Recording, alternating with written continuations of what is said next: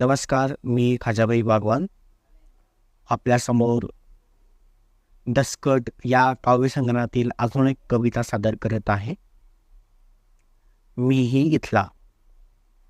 किती दिवस सोसायचे, ऐके जपतो सांगायचे.